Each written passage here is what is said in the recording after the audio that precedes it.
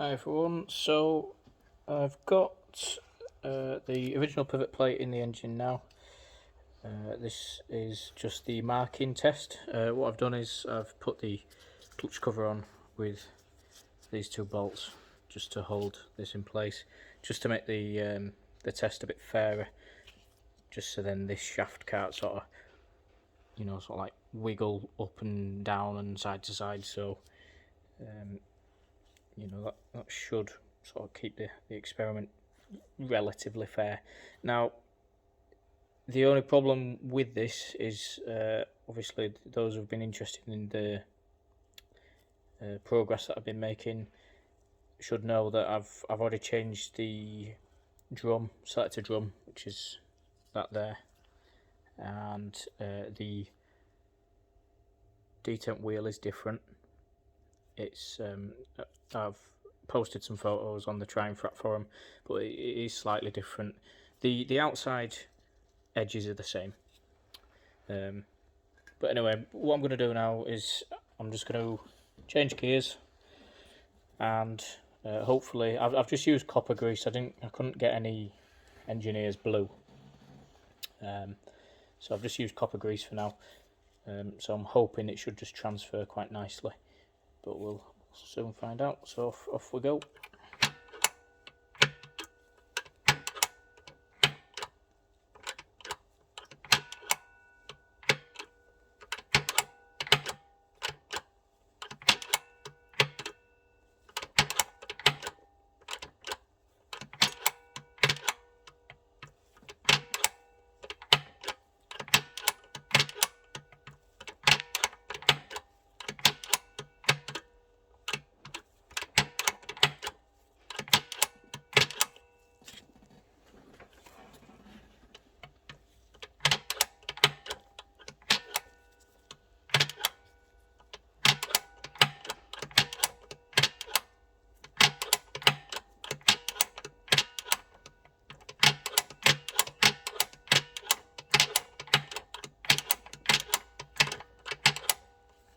Okay, so I'll take this apart now and we'll see what we've got. Okay, so this is the modified pivot plate, which has been shortened by 2mm. So I'm just going to be gentle with this because it's only a 30% fill ABS. Ideally, I don't want to break it while testing it.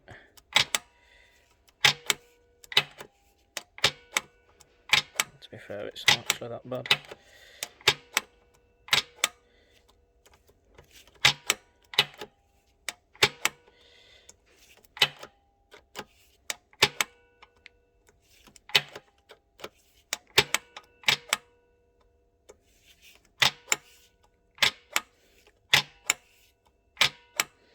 Right, and see what that's like and compare the two.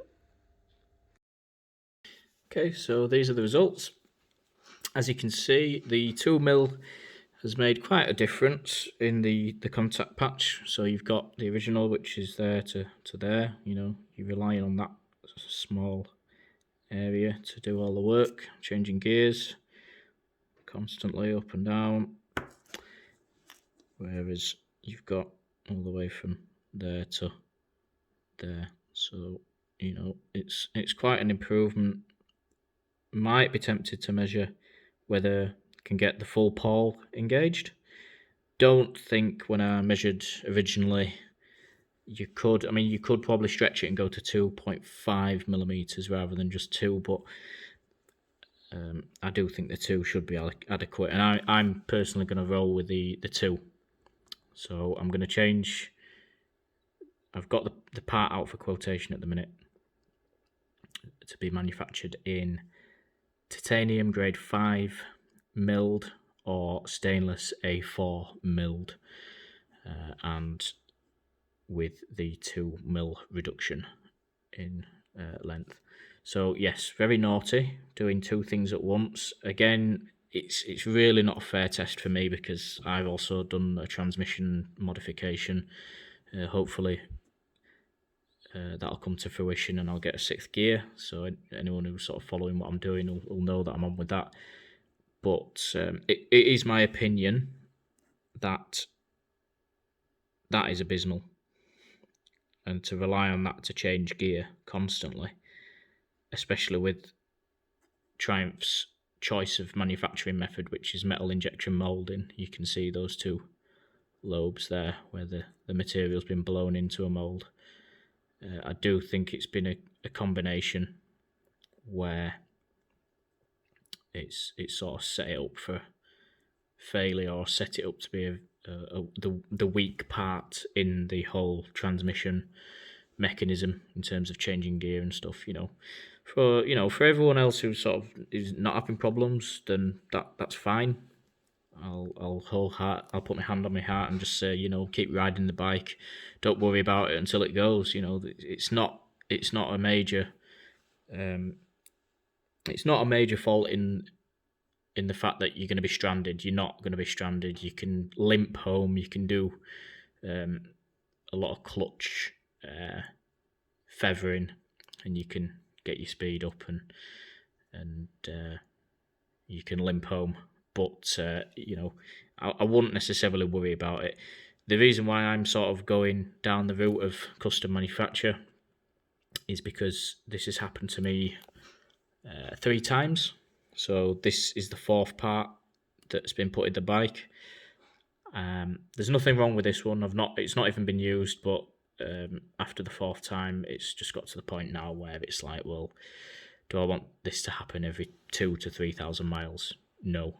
So let's do some further investigation. Let's see where things can be improved, and let's see if we can get to the bottom of this.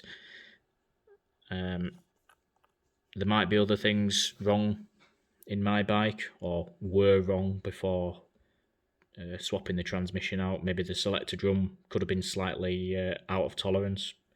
I don't know, because unfortunately Triumph never bothered to offer me to sort of take the bike off me for a month and strip it down and inspect it fully. So I've not got sour grapes with Triumph. In fact, that they keep offering the fixes. They've been quite good at getting the fixes done, but it's just got to the point where, do I want to be saying, look, this part isn't fit for purpose when it's only getting 2,000 to 3,000 miles, and I think you should do it for nothing again, and keep chasing them with these emails?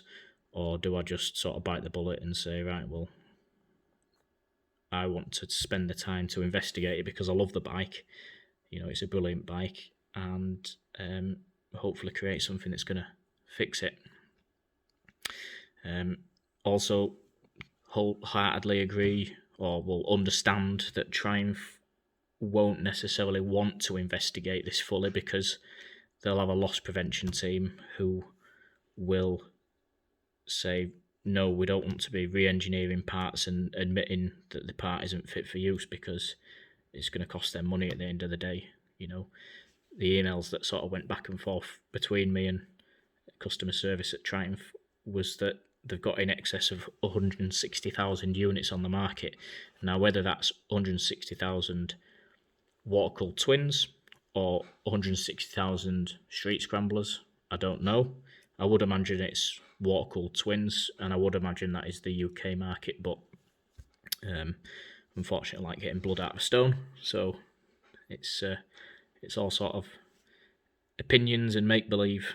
But this is where I'm at, so that's my circumstance. Anyone who's following me progress will know that. Just getting on with it. Hopefully, this won't cost too much to manufacture.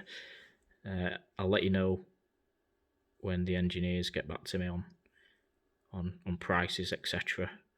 And when the bike's up and running again, we'll keep all the other threads that I'm working on, such as the 6-speed transmission swap, updated, and then hopefully I'll be able to do a good sort of longevity test on this. Hopefully prove that the new part will be reliable, but we'll just have to see on that. But yeah, hope everyone stays safe. If Triumph's watching and they want to offer me a nice cushy salary for the creation of their new R&D department, then you're welcome. I'll be there in a jiffy. But yeah, other than that, everyone take care, and I'll update you soon. Cheers, bye.